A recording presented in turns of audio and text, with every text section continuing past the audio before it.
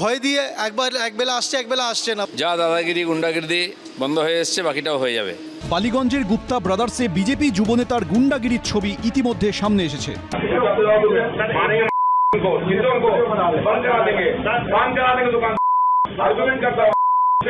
শুক্রবার কলকাতার মিষ্টি ব্যবসায়ীদের সম্মেলনে উপস্থিত ছিলেন দিলীপ ঘোষ, আর সেখানেই মিষ্টির দোকানে গুন্ডামির ঘটনা নিয়ে সরব হন গুপ্তা ব্রাদার্সের মালিক। আমরা তো ডাকাত না, গুন্ডা না, আমরা বিজনেসম্যান, যাকে মেরেছে ভয় খেয়ে গেছে।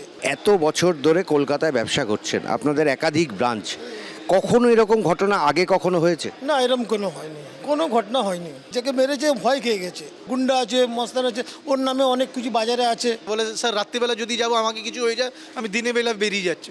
ভীতে তো অবশ্যই, কেননা এইরকম মানে দোকানে ঢুকে যদি গুন্ডামি হয় তাহলে তো মানে স্বভাবতই আমরা ভয়ে থাকবো। ঢুকে যদি কেউ মারধর করে যে কোনো ব্যবসাতেই, এটা তো নিশ্চয়ই ভয়ের ব্যাপার।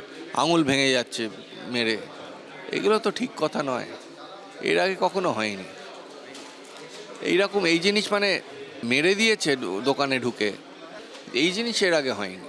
শুধু যে গুপ্তা ব্রাদার্সেই এই ঘটনা ঘটেছে এমনটা নয়, নবান্নের পাশে ব্যাটরা মিষ্টান্ন ভাণ্ডারের মালিক সৈকত পালের দাবি, ব্যবসা চালাতে গিয়ে তিক্ত অভিজ্ঞতার মুখোমুখি হতে হয়েছে তাকেও। আমরা বিশ্বাস করবেন না, রাত্রিবেলা দোকান খুলতে ভয় পাই। আমরা ভয়ে থাকি রাত্রি 8টার পরে এই মিষ্টির ব্যবসা করতে, কারণ বহু লোক আসে, বহু মানুষজন আসে, বহু সমাজবিরোধী আসে। তাদেরকে আমাদেরকে বিনা পয়সায় মিষ্টি দিতে হবে, কম পয়সায় মিষ্টি দিতে হবে। বড় মিষ্টির আবার কোনো মিষ্টির পয়সা নেওয়া যাবে না, এই রকম দাদাগিরি চলে। এসে গালিগালাজ করা প্রতিদিন।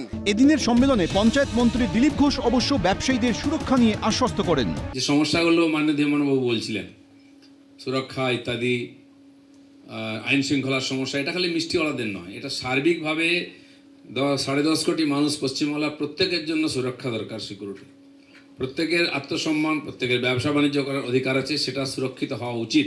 এখানে পরিবর্তন শুরু হয়েছে, যে পরিবর্তনটা দরকার ছিল সেটা আপনারা করে দিয়েছেন, এবার বাকিটা আমরা করব। পুরো আস্থা রাখুন, বিশ্বাস রাখুন। বাংলার মিষ্টি, বাংলার গর্ব, সেখানে গুপ্তা ব্রাদার্স দোকানে গিয়ে বিজেপির নেতা যেভাবে তোলাবাজির হুমকি করেছেন, তারপরে সমস্ত মিষ্টির দোকানের নামি ব্র্যান্ডের বৈঠক করতে হচ্ছে এবং নিজেদের নিরাপত্তা নিয়ে উদ্বেগ প্রকাশ করতে হচ্ছে।